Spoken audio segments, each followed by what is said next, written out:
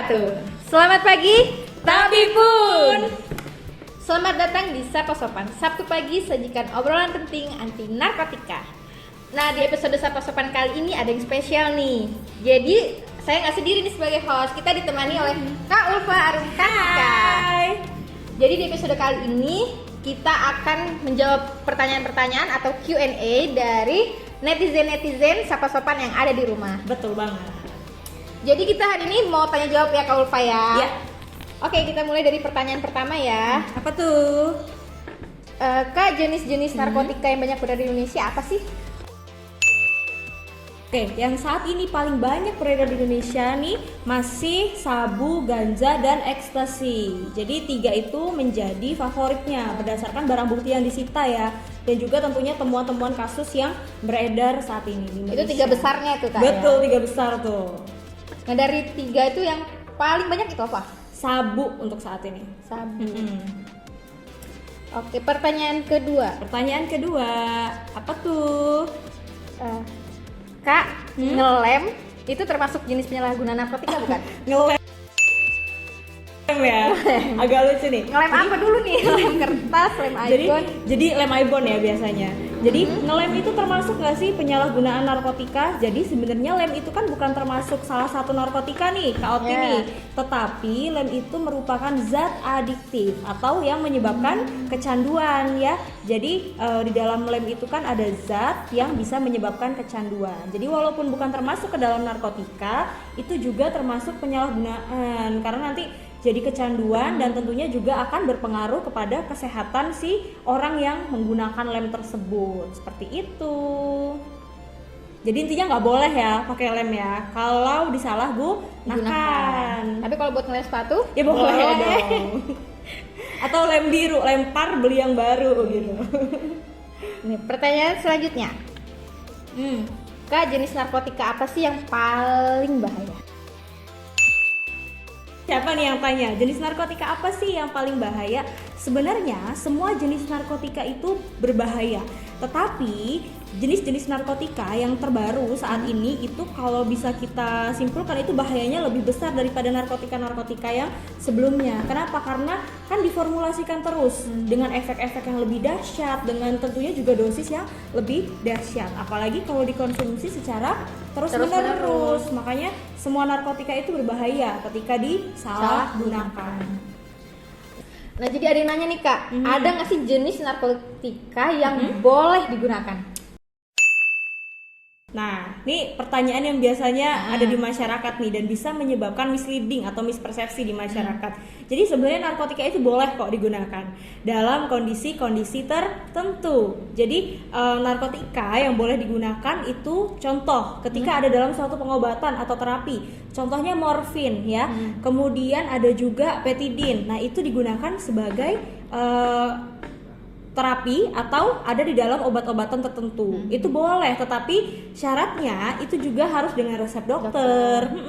Diawasin oleh dokter dan tentunya tidak boleh juga disalahgunakan. Jadi benar loh, morfin boleh digunakan untuk obat, tetapi ketika disalahgunakan ada nih si A mengkonsumsi morfin tapi dia tidak sesuai dengan resep dokter ya. Dia beli entah dari mana ya kan, asal-asalan kemudian dikonsumsi dan nanti juga jadi ketergantungan. Jadi itu termasuk penyalahgunaan. Termasuk penyalahgunaan. Jadi harus bijak ya teman-teman nih. Teman-teman sober nih harus bijak. Jadi kalau mau menggunakan maka harus sesuai dengan prosedur yang ada. Jadi kalau misalkan kita sehat, segar, bugar, kayaknya nggak usah ya kita pakai obat-obatan. Benar banget. Nah, terus ada yang nanya lagi nih Kak. Kak, dampak positif dari narkotika ada nggak sih?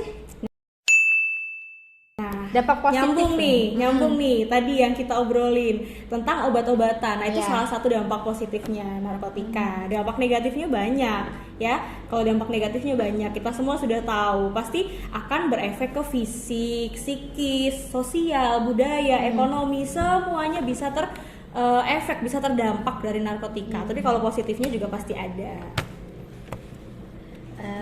Selanjutnya apa ini? Apalagi nih? Banyak ya kayaknya pertanyaannya sampai Banyak bingung memilih-milih. Iya nih, pada pengen tahu semua nih tentang narkotika. Keren banget nih netizen, pengen tahu banyak, pengen belajar. Oh nih Kak, selanjutnya. kalau kita sudah terlanjur nih Kak pakai narkotika, itu kira-kira bisa sembuh nggak sih Kak? Sudah terlanjur menyalahgunakan Iya. menyalahgunakan narkotika, kira-kira bisa sembuh atau tidak. Jadi kalau untuk sembuh itu kita belum bisa memastikan. Jadi yang bisa itu adalah memulihkan, ya. Pulih Jadi, ya, Kak, ya? Iya, pulih. Jadi seseorang pecandu, penyalahguna narkotika itu nanti akan menjalani serangkaian proses namanya rehabilitasi yang akan memulihkan orang tersebut. Seperti itu. Oke. Selanjutnya nih, nyambung nih.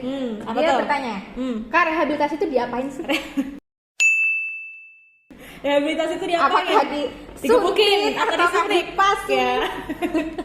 Pastinya enggak dong. Kita rehabilitasi di sini punya SOP yang jelas dan juga tentunya juga tidak menyiksa ya. Jadi mungkin banyak beredar di luar sana kan takut Iya, kalau tuh, di Kak. rehab itu apakah di penjara, kemudian nanti apakah dilakukan kekerasan fisik Iya, dan lain soalnya kan sebagainya. ada sih Kak waktu itu berita ada balai rehabilitasi ilegal, dia tuh berkedok rehabilitasi tapi memperkerjakan secara yang direhab itu dipaksa untuk bekerja Iya. tanpa dibayar. Nah, jadi tidak sesuai SOP-nya ya, nggak boleh tuh.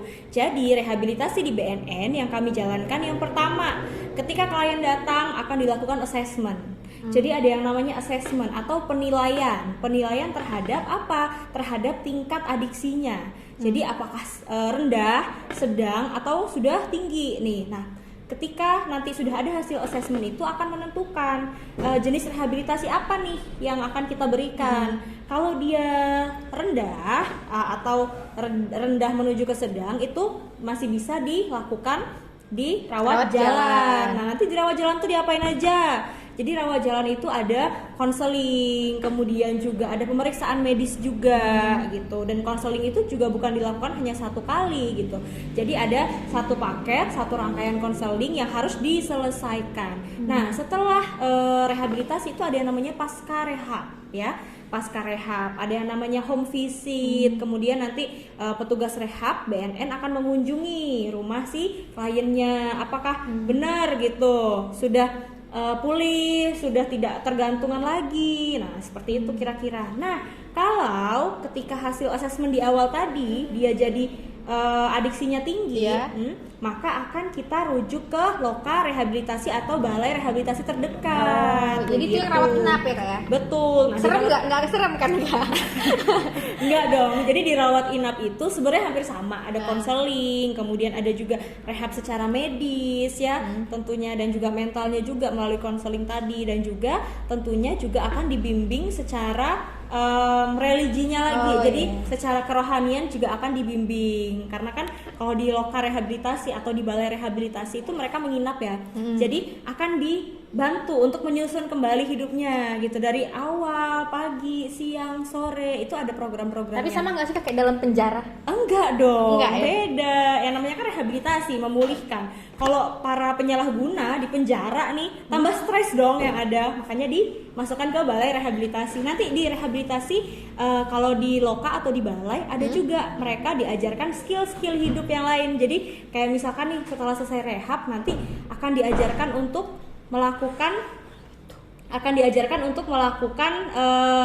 skill-skill kehidupan, soft skill atau misalkan bercocok tanam atau membuat hal-hal yang baru seperti itu. Jadi di sana tuh kita banyak lakuin hal-hal positif, Iya, betul. mengasah skill. Kembali lagi, orang yang pakai narkoba tuh banyak orang yang nggak punya kerjaan ya. Maksudnya satu orang stres, yang kedua adalah orang gabut nih yang nggak punya kerjaan. Jadi kalau udah banyak kerjaannya, banyak hal positif yang dilakukan, pasti nggak kepikiran buat menyalahgunakan. Jadi selesai rehabilitasi bisa tuh dikembangin lagi skill yang udah didapat dari rehabilitasi itu ya Kak ya. Betul. Oke, semakin menarik pertanyaannya. Oke, kita lanjut ke pertanyaan selanjutnya. Apa tuh? Ini banyak banget soalnya teman-teman pertanyaan dari netizen nih. Jadi harus dipilah-pilih yang mana yang kira-kira memang perlu kita jawab dan yang mana yang kita jawabnya di belakang layar aja gitu. Nih, ada yang nanya nih Kak. BNN suka tes urin, suka sidak tes urin nih. Misalnya kita positif, itu di penjara ya Kak? Gitu katanya. Oh gitu. Ini Jangan-jangan kenapa nih? Kok tanyanya gitu? Nggak takut kan kalau tes urin? Jangan ngeliat orang pakai baju BNN udah kabur ngumpet.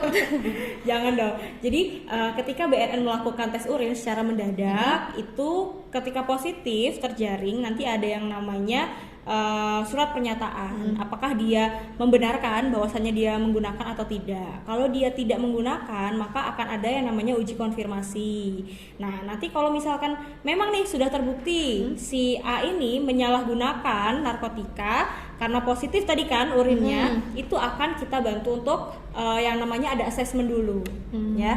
Jadi nanti di assessment itu akan menentukan tuh dia tuh penyalahguna saja atau gimana gitu. Nah ketika dia penyalahguna dia akan kita bantu untuk menjalani rehabilitasi seperti itu. Jadi, teman-teman jangan takut di penjara guys. Tapi sebenarnya gini nih Kak Oti, harusnya nih netizen nih anak-anak muda di luar sana nggak perlu takut kalau misalkan mau terjaring tes urin ya. Kalau seandainya positif pun itu justru kalau kena sama BNN nih dideteksi dini nih terus tes urin kena positif itu harusnya bersyukur. Kenapa? Karena kalian tuh terselamatkan gitu loh, direhab. Nah bayangkan kalau teman-teman nih di luar sana yang mulai coba-coba dibiarkan saja, nanti akan makin jauh tuh kecanduannya ya, makin jauh kecanduannya dan tentunya akan merusak diri sendiri dan keluarga, tentunya orang lain juga dong. Tapi ini Kak kasusnya kalau misalnya dia positif dan ada barang bukti gimana tuh Kak? Nah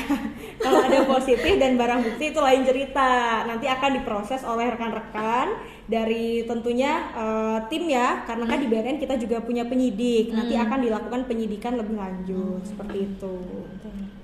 Ada yang tanya nih, Mbak ponakanku kayaknya terindikasi penyalahgunaan narkotika nih, mau aku ajak rehabilitasi tapi sama orang tuanya nggak boleh karena malu katanya sama tetangga. Itu gimana sih Kak? Waduh, sedih banget ya, kasihan nih kalau dia tuh mau diajak rehab nih, tapi orang tuanya malah ngelarang, katanya jangan, malu, aib gitu Kak. Iya, jadi karena takut diketahui orang banyak ya. Jadi wah ini hal yang mesti harus kita luruskan nih di masyarakat. Kenapa? Karena BNN itu punya rehabilitasi retina ya, rehabilitasi gratis, terus tidak dipidana dan identitasnya dirahasiakan. Nah, kasus yang tadi itu sudah dijamin dalam undang-undang bahwasannya klien yang masuk ke BNN itu identitasnya akan dirahasiakan. Artinya apa?